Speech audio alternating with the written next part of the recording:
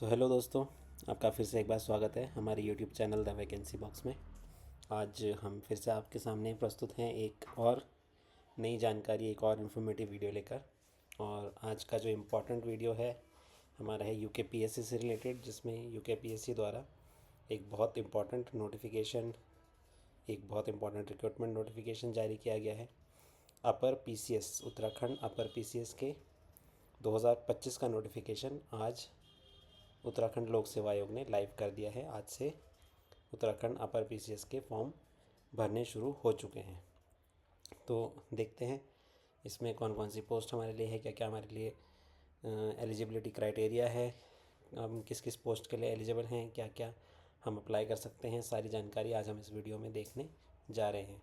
तो आज 7 तारीख को उत्तराखंड लोक सेवा आयोग ने अपनी वेबसाइट पर ये रिक्रूटमेंट नोटिफिकेशन लाइव कर दिया है, जिसमें कि ये वेबसाइट पर अब अप्लाई का लिंक भी आ चुका है। अब आप सभी अभ्यर्थी जो अपर पीसीएस के लिए, उत्तराखंड अपर पीसीएस 2025 एग्ज़ाम के लिए अप्लाई करना चाहते हैं, आप अप्लाई कर सकते हैं। जिसमें टोटल नंबर ऑफ़ पोस्ट हैं 123 पोस्ट हैं टोटल। और इसकी अंतिम तिथि जो है परीक्षा फॉर्म भरने की, वो है 27 मई 2025।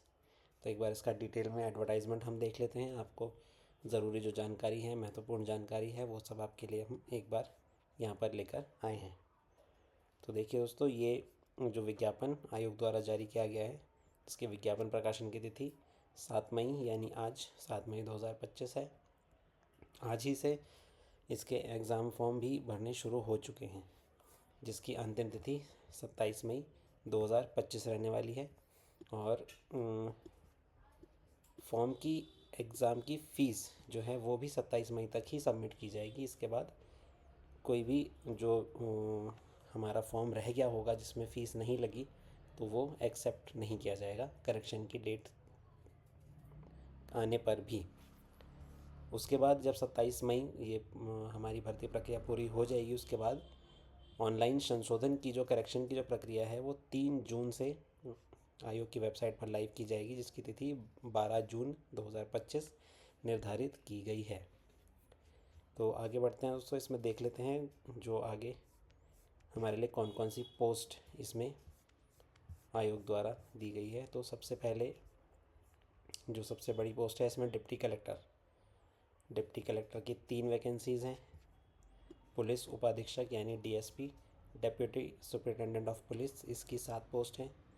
वित्त अधिकारी, कोषाधिकारी, वित्त विभाग, इसकी 10 पोस्ट हैं।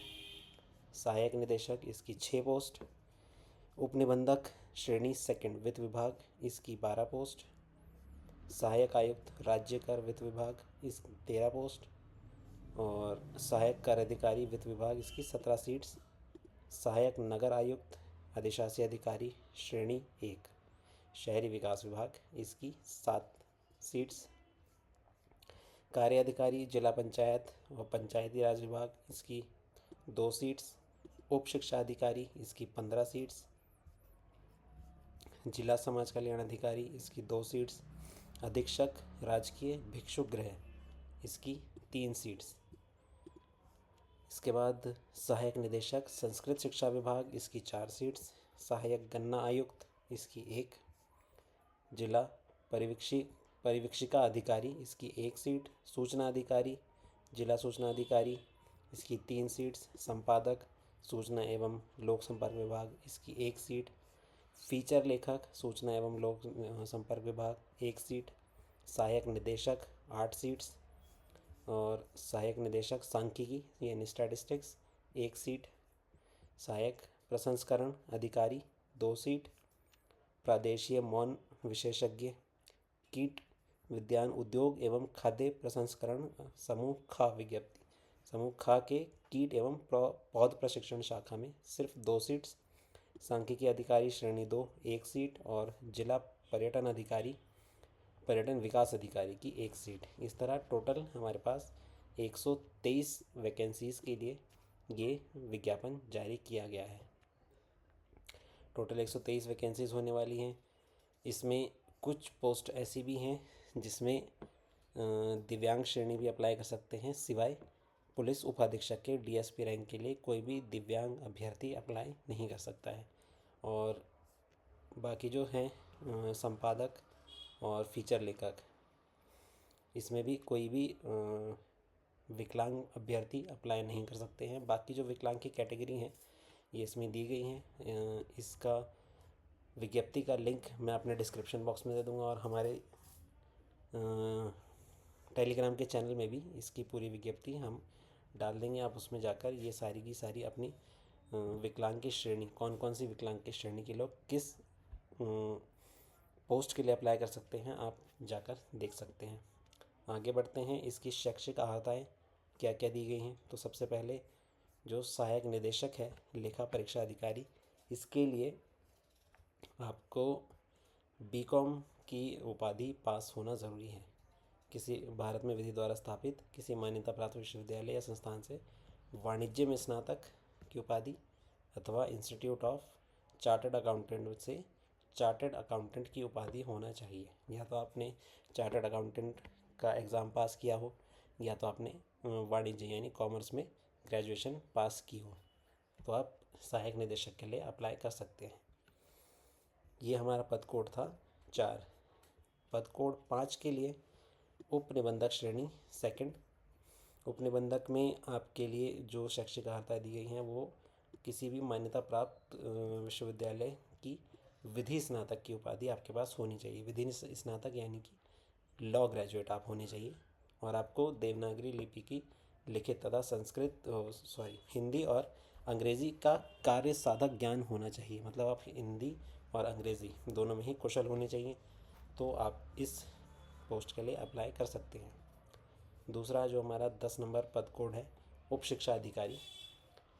उप शिक्षा अधिकारी के लिए आप किसी भी मान्यता प्राप्त विश्वविद्यालय से परास्नातक उपाधि किसी भी सब्जेक्ट से, परास्नातक यानी कि पोस्ट ग्रेजुएट आप होने चाहिए। फिर पद कोड जो 12 है अधीक्षक राजकीय भिक्षुक गृह, राजकीय दिव्यांग कर्मशाला एवं प्रशिक्षण केंद्र तथा राजकीय वृद्ध एवं अशक्त आवास गृह, समाज कल्याण विभाग। इसमें आपको भारत के विधि द्वारा स्थापित किसी विश्वविद्यालय अथवा विश्वविद्यालय से भिन्न किसी ऐसी संस्था जिसे विधि के अधीन विश्वविद्यालय के रूप में मान्यता दी गई हो या घोषित किया गया हो, अथवा भारत सरकार द्वारा मान्यता प्राप्त किसी विदेशी विश्वविद्यालय से समाजशास्त्र या मनोविज्ञान में स्नातक की उपाधि, यानी कि आपको मनोविज्ञान यानी साइकोलॉजी या समाजशास्त्र यानी सोशोलॉजी में स्नातक की उपाधि होना अनिवार्य है। पद कोड 13 जो है सहायक निदेशक संस्कृत शिक्षा विभाग, इसमें विधि द्वारा स्थापित किसी भी विश्वविद्यालय से संस्कृत में परास्नातक उपाधि यानी पोस्ट ग्रेजुएट, और साथ ही किसी भी विश्वविद्यालय से शिक्षा शास्त्री या बीएड की उपाधि, यानी कि आपका एमए संस्कृत प्लस बीएड या शिक्षा शास्त्री की उपाधि आपके पास होनी चाहिए, तब आप सहायक निदेशक संस्कृत शिक्षा विभाग के लिए आप एलिजिबल होंगे। फिर पद कोड 14 जो है सहायक गन्ना आयुक्त गन्ना विकास एवं चीनी उद्योग विभाग, इसमें आपको किसी भी विश्वविद्यालय से कृषि में स्नातक यानी एग्रीकल्चर में आपको ग्रेजुएट होना अनिवार्य है। फिर पद कोड 15 पर चलते हैं। पद कोड 15 है हमारा जिला परिवीक्षा अधिकारी। इसमें भी किसी भी आप विश्वविद्यालय जिसको या कोई संस्था जिसको विधि द्वारा स्थापित विश्वविद्यालय की मान्यता प्राप्त हो या फिर घोषित किया गया हो, वहाँ से समाजशास्त्र या अनुप्रयुक्त समाजशास्त्र जिसको हम अप्लाइड सोशोलॉजी कहते हैं, उसका आपको ग्रेजुएट की डिग्री आपके पास होनी चाहिए। सामाजिक कार्य यानी सोशल वर्क BSW या अप्लाइड सोशोलॉजी या फिर सोशोलॉजी के साथ आपको ग्रेजुएट होना चाहिए। नेक्स्ट है हमारे पास पद कोड 16 सूचना अधिकारी जिला सूचना अधिकारी सूचना एवं लोक संपर्क विभाग। इसमें दोस्तों भारत में विधि द्वारा स्थापित किसी विश्वविद्यालय से किसी भी विषयक में स्नातक उपाधि या भारत सरकार द्वारा उनके समकक्ष मान्यता प्राप्त कोई भी उपाधि एवं भारत में विधि द्वारा स्थापित किसी विश्वविद्यालय या सरकार द्वारा उसके समकक्ष मान्यता प्राप्त किसी भी संस्था से पत्रकारिता में 1 वर्ष का डिप्लोमा, या तो 1 वर्ष का डिप्लोमा आपके पास हो जर्नलिज्म में, पत्रकारिता में, या तो फिर विधि द्वारा स्थापित किसी विश्वविद्यालय से पत्रकारिता में स्नातक यानी ग्रेजुएशन इन जर्नलिज्म। तो आप अगर आपके पास डिप्लोमा है 1 साल का पत्रकारिता में, या फिर आप ग्रेजुएट हैं जर्नलिज्म पत्रकारिता में, तो आप सूचना अधिकारी, जिला सूचना अधिकारी के पद के लिए एलिजिबल हैं। फिर पद कोड 17 है हमारा संपादक, सूचना एवं लोक संपर्क विभाग में। इसमें दोस्तों 2 शर्तें हैं। एक, भारत में विधि द्वारा स्थापित किसी भी विश्वविद्यालय से एक विषय के रूप में हिंदी या संस्कृत साहित्य के साथ स्नातक उपाधि या सरकार द्वारा उसके समकक्ष मान्यता प्राप्त कोई अर्हता, यानी कि आपका ग्रेजुएशन में हिंदी या संस्कृत साहित्य के साथ आपके पास ग्रेजुएशन की डिग्री होनी चाहिए। दूसरा, किसी प्रमुख दैनिक या मासिक समाचार पत्र में या सरकार के द्वारा सरकार के किसी विभाग में पत्रकारिता या संपादकीय कार्य का 5 वर्ष का अनुभव, यानी कि आपको हिंदी या संस्कृत के साथ ग्रेजुएट होना चाहिए। साथ ही आपके पास या तो किसी लोकल आपका जो डेली न्यूज़पेपर होता है, या तो मासिक मंथली न्यूज़पेपर होता है, या तो फिर सरकार के विभाग में पत्रकारिता में आपके पास 5 सालों का एक्सपीरियंस, 5 साल का एक्सपीरियंस कंपलसरी है, तो ही आप संपादक के पद के लिए अप्लाई कर सकते हैं। और ये जो हमारा एक्सपीरियंस इसमें दिया गया है 5 साल का एक्सपीरियंस, इसका एनेक्जर भी आयोग ने इसी विज्ञप्ति के लास्ट में दिया है, जो आपको इंटरव्यू के टाइम पर एज हमारी एलिजिबिलिटी आपको सबमिट करना पड़ेगा। और फिर हमारा है पद कोड 18 फीचर लेखक, सूचना एवं लोक संपर्क विभाग। ये भी लोक संपर्क विभाग में था संपादक, और ये भी, इसमें भी 2 शर्तें हैं। पहली, भारत में विधि द्वारा स्थापित किसी विश्वविद्यालय से एक विषय के रूप में हिंदी के साथ स्नातक या सरकार द्वारा उसके समकक्ष मान्यता प्राप्त कोई उपाधि, यानी हिंदी में आपका ग्रेजुएशन होना चाहिए, और भारत में विधि द्वारा स्थापित किसी विश्वविद्यालय से या सरकार द्वारा उसके समकक्ष मान्यता प्राप्त किसी संस्था से पत्रकारिता में डिप्लोमा या स्नातक। तो आपके पास हिंदी में ग्रेजुएशन की डिग्री होनी चाहिए, और या तो आपके पास 1 साल का डिप्लोमा पत्रकारिता में जर्नलिज्म में, या तो फिर आपके पास स्नातक की उपाधि, ये दोनों ही साथ होने चाहिए, तो ही आप इस पद के लिए एलिजिबल होंगे। फिर हमारा आता है पद कोड 19 सहायक निदेशक कृषि एवं भूमि संरक्षण अधिकारी। इसमें जाहिर सी बात है बीएससी एग्रीकल्चर ही मांगी जाएगी। विश्वविद्यालय, किसी भी विश्वविद्यालय से कृषि या कृषि अभियंत्रण, एग्रीकल्चर या फिर एग्रीकल्चर इंजीनियरिंग में ग्रेजुएशन की डिग्री आपके पास होनी चाहिए, तो आप इस पद कोड के लिए एलिजिबल होंगे। नेक्स्ट हमारा पद कोड है 20 सहायक निदेशक सांख्यिकी। तो इसमें भी दोस्तों सांख्यिकी हमारा पद है, तो इसके लिए जाहिर सी बात है ग्रेजुएशन में या तो आपकी मैथ्स होनी चाहिए, या तो आप ग्रेजुएशन में स्टैटिस्टिक्स होनी चाहिए, या फिर मैथमेटिकल स्टैटिस्टिक्स, या फिर एग्रीकल्चर स्टैटिस्टिक्स में आपका स्नातकोत्तर उपाधि होनी चाहिए। स्नातकोत्तर यानी कि पोस्ट ग्रेजुएट डिग्री। तो आप या तो पोस्ट ग्रेजुएट हो मैथ्स में, या तो फिर गणितीय सांख्यिकी यानी मैथमेटिकल स्टैटिस्टिक्स, या तो फिर स्टैटिस्टिक्स सांख्यिकी, या कृषि सांख्यिकी यानी कि एग्रीकल्चर स्टैटिस्टिक्स में आपका स्नातकोत्तर उपाधि यानी पोस्ट ग्रेजुएट डिग्री आपकी होनी चाहिए, तो ही आप इस पद के लिए एलिजिबल हैं। फिर आता है हमारा पद कोड 21 खाद्य प्रसंस्करण अधिकारी प्रधानाचार्य उद्यान एवं खाद्य प्रसंस्करण समूह खा की लेवल की ये विज्ञप्ति है, पोस्ट है, जिसमें कि विज्ञान स्नातक बीएससी आप होने चाहिए, या विज्ञान स्नातक कृषि बीएससी आपका एग्रीकल्चर होना चाहिए की उपाधि के बाद राजकीय दल परीक्षण एवं डिबाबंद संस्थान लखनऊ से या किसी अन्य संस्थान से 15 दिन का स्नातकोत्तर डिप्लोमा पाठ्यक्रम किया हो, या किसी मान्यता प्राप्त संस्था से होटल में प्रबंध यानी होटल मैनेजमेंट या भोजन प्रबंध में 3 वर्षीय डिप्लोमा किया हो, या खाद्य प्रौद्योगिकी में विज्ञान स्नातकोत्तर उपाधि एमएससी किया हो, या खाद्य प्रसंस्करण में विशेष प्रश्न पत्र के साथ उद्यान में विज्ञान स्नातकोत्तर यानी एमएससी की उपाधि आपके पास हो। तो अगर आपके पास एमएससी की उपाधि है विज्ञान स्नातकोत्तर उद्यान विषय के साथ, या तो आपने 3 वर्षीय होटल मैनेजमेंट या भोजन प्रबंध का 3 वर्षीय डिप्लोमा किया हो, साथ ही आपके पास बीएससी हो, बीएससी वाले भी इसे अप्लाई कर सकते हैं, बीएससी एग्रीकल्चर भी इसे अप्लाई कर सकते हैं। और इसके बाद है हमारा 22 नंबर पद कोड जो है प्रादेशीय मौन विशेषज्ञ, कीट विद उद्यान एवं खाद्य प्रसंस्करण समूह ख। किसी भी मान्यता प्राप्त विश्वविद्यालय संस्थान से संबंधित विषय में विज्ञान स्नातकोत्तर कृषि या एमएससी कृषि, मतलब स्नातकोत्तर एमएससी कृषि हो गया, विज्ञान स्नातकोत्तर एमएससी की उपाधि। और जो हमारा यहाँ पर दिया गया था संस्थान से संबंधित विषय का मतलब क्या है, कीट विज्ञान एंटोमोलॉजी या कीट विज्ञान एंटोमोलॉजी में विशिष्टता से, मतलब एंटोमोलॉजी में आपका स्नातक होना चाहिए और साथ ही एमएससी कृषि।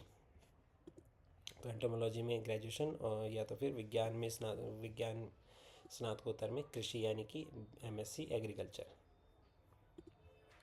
फिर दोस्तों अगले पद कोड पर चलते हैं जो कि है 23 नंबर पद कोड जो कि है सांख्यिकी अधिकारी श्रेणी 2। सांख्यिकी अधिकारी में गणित या गणितीय सांख्यिकी या सांख्यिकी विषय के साथ स्नातक उपाधि, यानी आपका मैथ्स में ग्रेजुएशन होनी चाहिए या तो फिर आपका मैथमेटिकल स्टैटिस्टिक्स या फिर स्टैटिस्टिक्स में आपका ग्रेजुएशन की डिग्री आपके पास होनी चाहिए, तो आप इस पद के लिए एलिजिबल हैं। फिर आता है हमारा आखिरी पद कोड 24 जिला पर्यटन विकास अधिकारी पर्यटन विभाग। इसमें भी 2 शर्तें आपके पास रखी गई हैं अर्हता के लिए, जो कि पहली है भारत में विधि द्वारा स्थापित किसी भी मान्यता प्राप्त विश्वविद्यालय से पर्यटन या होटल मैनेजमेंट या सामूहिक संचार में वो स्नातक की उपाधि या उसके समकक्ष मान्यता प्राप्त कोई अर्हता रखता हो, यानी कि आपके पास होटल मैनेजमेंट की डिग्री होनी चाहिए या तो आपके पास टूरिज़्म की डिग्री होनी चाहिए, और साथ ही हिंदी या इंग्लिश भाषा को पढ़ने लिखने और बात करने का आपके पास पूर्ण क्षमता से ज्ञान होना चाहिए, मतलब आप फ्लुएंट हों दोनों ही लैंग्वेज में, हिंदी और इंग्लिश में भी, बोलने पढ़ने व सुनने में। तो आप इस पद जिला पर्यटन विकास अधिकारी जो पर्यटन विभाग में है इसके लिए आप एलिजिबल होंगे। ये तो थी हमारी अनिवार्य अर्हताएँ जो सभी पद के लिए थी। अब इसके लिए हम देखते हैं अधिमानी अर्हताएँ। अधिमानी अर्हताओं में सबसे ज़्यादा जो कॉमन रहता है आयोग में, लोक सेवा आयोग देखिए चाहे हम अधीनस्थ सेवा चयन आयोग देखें, दोनों में प्रादेशिक सेना में 2 वर्ष की न्यूनतम अवधि तक की सेवा की हो तो आपको अधिमानी अर्हता मिलेगी, या फिर आपके पास एनसीसी नेशनल कैडेट कोर का बी प्रमाण पत्र, कम से कम बी प्रमाण पत्र हो, एनसीसी का बी सर्टिफिकेट, तो आपको वरीयता दी जाएगी। तो इसमें ज़्यादातर लोगों का प्रश्न होता है कि एनसीसी और प्रादेशिक सेना में 2 वर्ष की जो ये अधिमानी अर्हता मांगी जाती है इसका वैल्यू क्या होती है। तो देखिए दोस्तों, अगर आपने एग्ज़ाम दिया, आपका रिज़ल्ट आया है, आप किसी दूसरे अभ्यर्थी के साथ सेम मार्क्स के साथ आपका क्लैश होता है, आपके भी मार्क्स और उनके भी मार्क्स बिल्कुल सेम है, तो आपकी सीनियरिटी देखी जाती है। सीनियरिटी देखी जाती है आपकी डेट ऑफ बर्थ से, और जिसकी डेट ऑफ बर्थ मतलब जो सीनियर होगा, जो जिनकी एज ज़्यादा होगी, वरीयता पहले उन्हें दी जाएगी। अगर बाई चांस ऐसा होता है कि आपके मार्क्स भी सेम हैं 2 अभ्यर्थियों के और दूसरे अभ्यर्थी के साथ आपकी डेट ऑफ बर्थ भी एग्जैक्ट मैच करती है, यानी ईयर भी, मंथ भी और डेट भी, तो इस केस में क्या देखा जाता है, आपके पास अधिमानी अर्हताएँ हैं या नहीं। अगर आपके पास अधिमानी अर्हता होंगी, जैसे कि आपके पास एनसीसी का बी सर्टिफिकेट होगा और दूसरे अभ्यर्थी के पास वो सर्टिफिकेट नहीं है, तो उन्हें प्रेफरेंस दी जाएगी, उन्हें आगे किया जाएगा, और जिनके पास ये अधिमानी अर्हताएँ नहीं होंगी उनको उस रेस से बाहर कर दिया जाएगा। तो ये अधिमानी अर्हताएँ भी बहुत ज़रूरी हैं। अगर आपके पास ये हैं एनसीसी का बी सर्टिफिकेट या फिर किसी भी जो अधिमानी अर्हताएँ यहाँ पर अलग अलग पद के लिए अलग अलग मांगी है, अगर आपके पास है, जैसे उप शिक्षा अधिकारी में हमारे लिए अधिमानी अर्हता क्या दी गई है कि आपके पास शिक्षा शास्त्र की उपाधि हो, बीएड की उपाधि हो, तो उनको वरीयता दी जाएगी।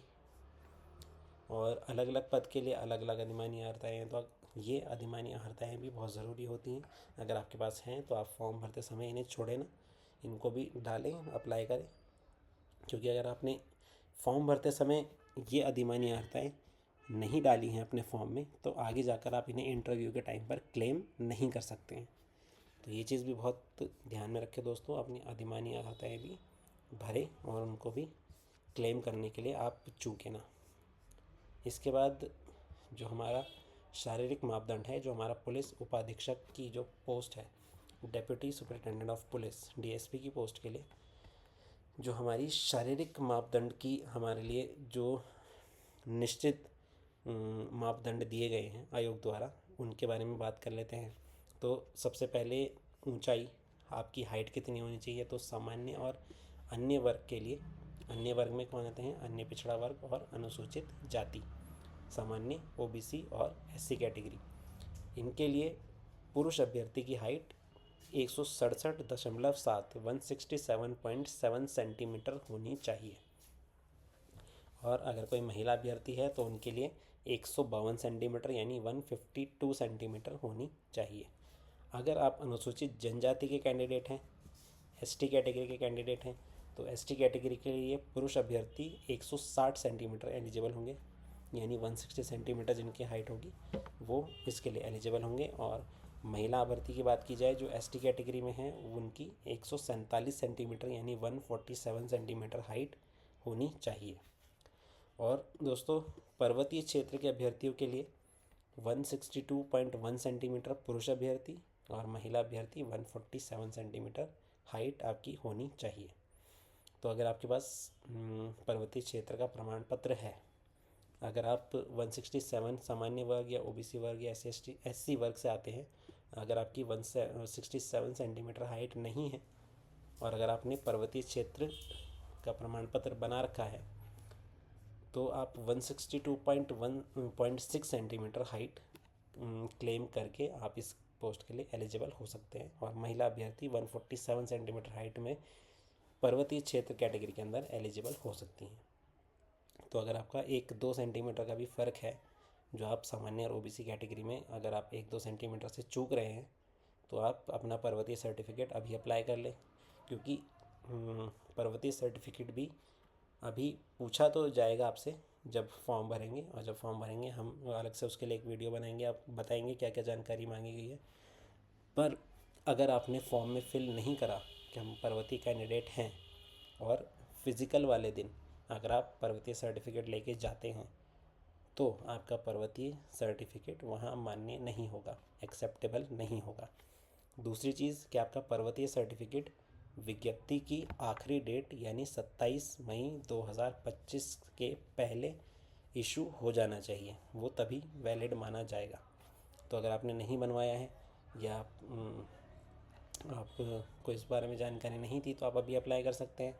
आपका पर्वतीय सर्टिफिकेट उत्तराखंड सरकार के पोर्टल अपनी सरकार से आप अप्लाई कर सकते हैं। उसमें आपका 10 मैक्सिमम से मैक्सिमम 10 से 15 दिन लगते हैं उस सर्टिफिकेट को इशू होने में। अगर आपके डॉक्यूमेंट सब ओके हैं तो आप उसको अप्लाई कर सकते हैं, और उसके बाद आप इसमें भी उसको फॉर्म में भी टिक कर सकते हैं कि हम पर्वतीय क्षेत्र के कैंडिडेट हैं। इसके बाद सीने की माप जो केवल पुरुष अभ्यर्थियों के लिए मान्य होती है, तो इसमें अनुसूचित जनजाति और पर्वतीय क्षेत्र के अभ्यर्थियों के लिए 76.5 सेंटीमीटर चेस्ट बिना फुलाए, और फुलाने के बाद 81.5 सेंटीमीटर, ये मिनिमम क्राइटेरिया होगा चेस्ट का। और जो हमारे सामान्य और अन्य अभ्यर्थी हैं, यानी सामान्य जनरल कैटेगरी और ओबीसी कैटेगरी या एससी कैटेगरी, जो पर्वतीय क्षेत्र जिनके पास प्रमाण पत्र नहीं है, उनके लिए 78.8 सेंटीमीटर बिना फुलाए और 83.8 सेंटीमीटर फुलाने के बाद, ये आपका मिनिमम क्राइटेरिया रहेगा चेस्ट का। उसके बाद जो शारीरिक वज़न है, शारीरिक वज़न केवल महिला अभ्यर्थियों का देखा जाएगा, जो न्यूनतम 45 किलोग्राम है। मतलब अगर किसी महिला अभ्यर्थी का वेट 45 किलोग्राम से कम है, तो वो इस पोस्ट के लिए वैलिड एलिजिबल नहीं मानी जाएंगी। साथ ही आपकी आँखों का विज़न 6/6 एक आँख का, और दूसरी आँख का 6/9 दृष्टि कम से कम आपकी होनी चाहिए। अतः बिना चश्मे के दाहिने हाथ से कम काम करने वाले अभ्यर्थियों के लिए दाईं आँख 6/6 और बाएं हाथ से काम करने वाले अभ्यर्थियों के लिए बाईं आँख 6/6 होनी चाहिए। साथ ही वर्णदता, जिसे हम भेंगापन भी बोलते हैं, भेंगापन से आप मुक्त होने चाहिए, वरना आप इस पोस्ट के लिए एलिजिबल नहीं होंगे। इसके बाद जो पुलिस अधीक्षक के लिए यहाँ पर और छोटी एलिजिबिलिटी हैं, जैसे कि आपका सटा घुटना, सपाट पैर, बो लेग, वेरिकोस वैन, हकलाना, विकलांगता व अन्य विकृतियों व अन्य समस्याओं जो कि पुलिस अधिकारी की ड्यूटी में किसी भी प्रकार की बाधा पैदा करे, तो आपको इस पोस्ट के लिए एलिजिबल नहीं माना जाएगा। तो ये तो थी पुलिस के लिए शारीरिक जो हमारी मापदंड मांगे गए हैं। हाइट, वेट सिर्फ महिला अभ्यर्थियों के लिए, और चेस्ट केवल पुरुष अभ्यर्थियों के लिए, और हाइट महिला पुरुष दोनों अभ्यर्थियों के लिए हमने आपको ये दिखाया। इसके बाद जो एज क्राइटेरिया है उसके ऊपर बात कर लेते हैं। तो मिनिमम एज जो है वो 21 है और मैक्सिमम जो एज है 42 ईयर्स है। 21 से लेकर 42 साल तक की आयु अगर आपकी है तो आप इस पोस्ट के लिए अप्लाई कर सकते हैं। और ये एज की कैलकुलेशन कब से की जाएगी, आयु की गणना की जाएगी 1 जुलाई 2025 से। 1 जुलाई 2025 को आपकी निश्चायक तिथि माना जाएगा और उसी के साथ आपकी एज की कैलकुलेशन की जाएगी। तो इसका मतलब अगर अभ्यर्थी 1 जुलाई 2025 को 21 के हो रहे हैं तो वो अप्लाई कर सकते हैं, और अगर वो 42 के हैं तो वो अप्लाई कर सकते हैं। यानी कि 1 जुलाई 2004 के बाद जन्मे अभ्यर्थी और 2 जुलाई 1983 से पहले जन्मे अभ्यर्थी इस पोस्ट के लिए वैलिड नहीं होंगे। ठीक है दोस्तों। पर अपर एज लिमिट में सरकार द्वारा छूट दी जाती है, जैसे कि आप सब लोग जानते हैं। तो अपर एज लिमिट जो हमारी अधिकतम आयु सीमा है उसमें क्या छूट दी गई है वो हम देख लेते हैं। तो पहला तो है हमारा उत्तराखंड की अनुसूचित जाति, अनुसूचित जनजाति और ओबीसी कैटेगरी के लिए शासनादेश संख्या 1399 दिनांक 21 मई 2005 द्वारा अधिकतम आयु में 5 साल की छूट दी जाएगी। यानी कि SC, ST और OBC कैंडिडेट्स को 5 साल की छूट दी जाएगी, यानी वो 47 की एज तक अप्लाई कर सकते हैं। दूसरी छूट किसके लिए है? दूसरी छूट है दिव्यांग अभ्यर्थियों के लिए, जो कि है 5 साल की। यानी दिव्यांग अभ्यर्थी भी 5 साल की एज क्लेम कर सकते हैं। तो अगर आपके पास PH का सर्टिफिकेट है, आप जिस पोस्ट के लिए एलिजिबल हैं, अगर आपकी एज 43 या 44 हो रही है तो आप इस पोस्ट के लिए एलिजिबल माने जाएंगे। 5 साल की छूट PH कैंडिडेट्स के लिए भी, विकलांग अभ्यर्थियों के लिए भी इसमें है। फिर तीसरी जो कैटेगरी आती है वो होती है उत्तराखंड के स्वतंत्रता संग्राम सेनानी, उनके आश्रित अभ्यर्थी। तो उनको भी शासनादेश संख्या 1244 दिनांक 21 मई 2005 द्वारा अधिकतम आयु में 5 वर्ष की ही छूट दी गई है। उसके बाद जो अगला नंबर आता है हमारा उत्तराखंड के पूर्व सैनिकों जिन्होंने सेना में आपातकालीन कमीशन प्राप्त अधिकारियों, आपातकालीन सेवा कमीशन प्राप्त अधिकारियों सहित पूर्व सैनिकों, कमीशन प्राप्त उन अधिकारियों को जिन्होंने सेना में कम से कम 5 वर्ष की सेवा पूर्ण कर ली हो, उनको निर्धारित आयु सीमा में 5 वर्ष की छूट सेवा काल के आधार पर मानकर दी जाएगी। तो हमारे जो एक्स सर्विसमैन हैं जिन्होंने कम से कम 5 साल की सर्विस सेना में दी हो, वो भी इस 5 साल की छूट के लिए एलिजिबल होंगे। इसके बाद उक्त के अतिरिक्त कार्य अधिकारी जिला पंचायत पद के संगत सेवा नियमावली में उल्लिखित ऐसे अभ्यर्थी जो राज्य सरकार द्वारा मान्यता प्राप्त समाज सेवा में डिप्लोमा रखते हों को कार्य अधिकार पद के सापेक्ष उत्तर आयु सीमा में 1 वर्ष की छूट प्रदान की जाएगी। तो ऐसे अभ्यर्थी जो राज्य सरकार द्वारा मान्यता प्राप्त किसी समाज सेवा में डिप्लोमा रखते हों, उनको भी 1 साल की छूट इसमें दी जाएगी। और ये आरक्षण वाला जो हमारे आरक्षण, क्षैतिज आरक्षण वगैरह है, SC ST और OBC कैटेगरी और EWS कैटेगरी, ये उनके लिए जो हमारे शासनादेश हैं। बाकी जो इसमें ज़्यादा ज़रूरी जानकारी है सीधा उस पर चलते हैं। प्रोसीजर टू अप्लाई ऑनलाइन, इसके लिए हम दोस्तों एक नई वीडियो आपके लिए अलग से बनाएंगे, क्योंकि ये वीडियो अगर हमने इसी में सब कुछ कवर कर लिया तो वीडियो काफ़ी लंबी हो जाएगी। तो फॉर्म कैसे भरना है, क्या क्या उसमें डिटेल मांगी गई है, उसके लिए हम एक अलग से वीडियो आपके लिए बनाएंगे। तो अब बात कर लेते हैं परीक्षा के शुल्क की।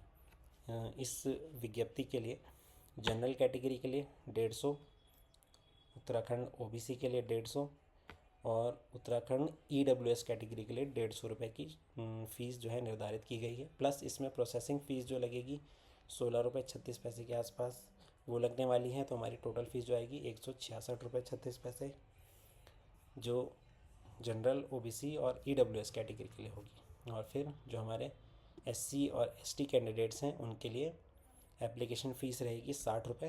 प्रोसेसिंग फ़ीस में कोई बदलाव नहीं है, 16 रुपये 36 पैसे के लगभग होगी, तो 76 रुपये 36 पैसे के आसपास हमारी फ़ीस रहेगी। जो हमारे PWD कैंडिडेट्स हैं, दिव्यांगजन हैं, उनके लिए एप्लीकेशन फ़ीस कुछ नहीं है, कोई शुल्क नहीं लगेगा, पर प्रोसेसिंग फ़ीस लगेगी 16 रुपये 36 पैसे। तो उनकी टोटल फ़ीस पड़ने वाली है 16 रुपये 36 पैसे। और जो छठी कैटेगरी है, जो उत्तराखंड के अनाथ बच्चे हैं, ऑर्फन बच्चे हैं, ऑर्फन बच्चों का आपको अलग से एक प्रमाण पत्र बनाना पड़ता है। तो और जो अनाथ बच्चे हैं उनके लिए ना तो कोई एप्लीकेशन फ़ीस है और ना ही कोई प्रोसेसिंग फ़ीस है, तो उनकी टोटल फ़ीस 0 रहने वाली है। तो ये हमारी एप्लीकेशन फ़ीस रहने वाली है। इसके बाद हम सीधा बात करते हैं पेपर के पैटर्न पर। तो जो पेपर का पैटर्न है वो देख लेते हैं। तो ये रही हमारी प्रविष्टि 2, जिसमें हमारे पेपर पैटर्न के बारे में बताया गया है, जिसमें कि उत्तराखंड सम्मिलित राज्य जो हमारी अपर PCS की जो प्री परीक्षा होने वाली है, प्री एग्ज़ाम जो होने वाला है, उसमें 2 हमारे पेपर होंगे। प्रथम प्रश्न पत्र सामान्य अध्ययन जो कि 150 नंबर का रहेगा, 2 घंटे का ये एग्ज़ाम होने वाला है। और सेकंड जो हमारा प्रश्न पत्र है वो होगा सामान्य बुद्धिमत्ता, इंटेलिजेंस परीक्षा, जो कि 100 नंबर की रहने वाली है, जिसमें कि ये भी आपकी परीक्षा 2 घंटे की होगी। एक चीज़ का आपको ध्यान रखना है कि आपको हर एक जो आपका गलत आंसर होगा उसके लिए 1/4 आपका अंक काटा जाएगा। तो अगर आपका प्रत्येक प्रश्न पत्र 1 अंक का है और आप उसका गलत जवाब देते हैं तो 0.25 मार्क्स आपके हर एक गलत आंसर के लिए डिडक्ट किए जाएंगे। और अगर आप कोई भी आंसर नहीं देते हैं, उस आंसर को ब्लैंक छोड़ते हैं, तो ना ही कोई आपका नेगेटिव मार्किंग होगी, और मार्किंग तो आपको वैसे ही नहीं मिलने वाली है जो अगर आपने आंसर नहीं दिया है। तो अगर आप छोड़ देते हैं या आप उसका आंसर नहीं देते हैं तो 0 मार्किंग होगी। अगर आप सही आंसर देते हैं तो 1 नंबर मिलेगा, और अगर आप गलत जवाब देते हैं तो 0.25 आपके मार्क्स में से डिडक्ट किया जाएगा। तो ये तो था हमारा प्री का जो हमारा पेपर होने वाला है।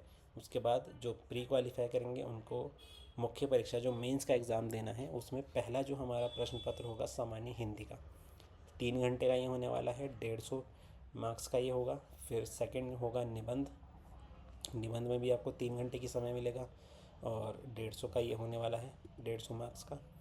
फिर तीसरा पेपर होगा सामान्य अध्ययन 1। सामान्य अध्ययन 1 में क्या होगा, भारतीय विरासत और संस्कृति और विश्व का इतिहास एवं भूगोल और समाज, ये सामान्य अध्ययन 1, ये तीसरा प्रश्न पत्र होगा हमारा, जो कि 3 घंटे का होने वाला है, 200 मार्क्स का। फिर सामान्य अध्ययन 2, शासन व्यवस्था, संविधान, शासन प्रणाली, सामाजिक न्याय तथा अंतर्राष्ट्रीय संबंध, ये भी 3 घंटे का होने वाला है और ये भी 200 मार्क्स का होगा। फिर सामान्य अध्ययन 3, प्रौद्योगिकी, आर्थिक विकास, जैव विविधता, पर्यावरण सुरक्षा तथा आपदा प्रबंधन, ये भी 3 घंटे का एग्ज़ाम होने वाला है, 200 नंबर का। सामान्य अध्ययन 4, नीति शास्त्र, सत्यनिष्ठा और अभिरुचि, ये भी 3 घंटे का एग्ज़ाम होने वाला है, 200 मार्क्स का। फिर छठा प्रश्न पत्र है हमारा, सातवां प्रश्न पत्र है हमारा सामान्य अध्ययन 5, जो है उत्तराखंड राज्य की जानकारी। उत्तराखंड से रिलेटेड, ये भी 3 घंटे का होने वाला है, 200 मार्क्स। फिर जो हमारा 8वां प्रश्न पत्र होगा सामान्य अध्ययन 6 उत्तराखंड राज्य की जानकारी, ये भी 3 घंटे का होने वाला है, 200 मार्क्स का। तो इसी तरीके से हमारा जो टोटल मेंस का पेपर होगा 1500 अंक का होगा। 8 प्रश्न पत्र होंगे जो 3-3 घंटे के होंगे और इनका पूर्णांक जो होगा टोटल 1500 नंबर का होगा। मेंस परीक्षा पास करने के बाद आपका साक्षात्कार होगा, इंटरव्यू होगा, वो होगा 150 नंबर का। तो ये जो कुल योग होगा इंटरव्यू प्लस साक्षात्कार मिला के 1650 अंक का होने वाला है। और ये नीचे से आयोग ने छोटा सा नोट भी दिया है कि सभी प्रश्न पत्र अनिवार्य हैं। सामान्य हिंदी के प्रश्न पत्र में न्यूनतम 35% अंक प्राप्त करना अनिवार्य होगा। तो सभी प्रश्न पत्र देने होंगे 8 के 8। और ये जो हमारा सामान्य हिंदी का प्रश्न पत्र है उसमें न्यूनतम आपको 35% अंक आपको लाने होंगे। इसके बाद हमारा सिलेबस आता है UKPSC मेंस और अपर PCS मेंस और प्री का। तो जिसका डिस्क्रिप्शन में हम लिंक दे देंगे अपने टेलीग्राम चैनल का, जिसमें हम इसकी PDF आपके लिए फ्री ऑफ कॉस्ट उसमें डाल देंगे, जिसका कोई चार्ज नहीं होगा। आप आयोग की वेबसाइट से भी इसे डाउनलोड कर सकते हैं और हमारे Telegram channel the vacancy box से भी इसे डाउनलोड कर सकते हैं। मैं लिंक इसका डिस्क्रिप्शन में डाल दूँगा। तो अभी के लिए इतना काफ़ी है दोस्तों। फॉर्म कैसे भरे जाने हैं, क्या क्या बारीकियां हैं फॉर्म में और किस तरीके से फॉर्म भरा जाना है, इसके लिए हम अलग से एक वीडियो बनाएंगे जो कि जल्द ही मैं अपने YouTube चैनल पर अपलोड करूँगा। तो मिलते हैं उस वीडियो में। अभी के लिए बहुत बहुत धन्यवाद। अगर आपको ये वीडियो इन्फॉर्मेटिव लगी हो तो हमारी इस वीडियो को लाइक कीजिए, हमारे चैनल द वैकेंसी बॉक्स को सब्सक्राइब कीजिए और शेयर कीजिए अपने सारे दोस्तों के साथ जो इसमें से किसी भी पोस्ट के लिए या बहुत सारी पोस्टों के लिए एलिजिबल हैं और इस विज्ञप्ति का इंतज़ार कर रहे हैं, काफ़ी समय से प्रिपेयर कर रहे हैं, उनको इस चीज़ की जानकारी दीजिए। तो मिलते हैं हम अगले वीडियो में, तब तक के लिए गुड बाय।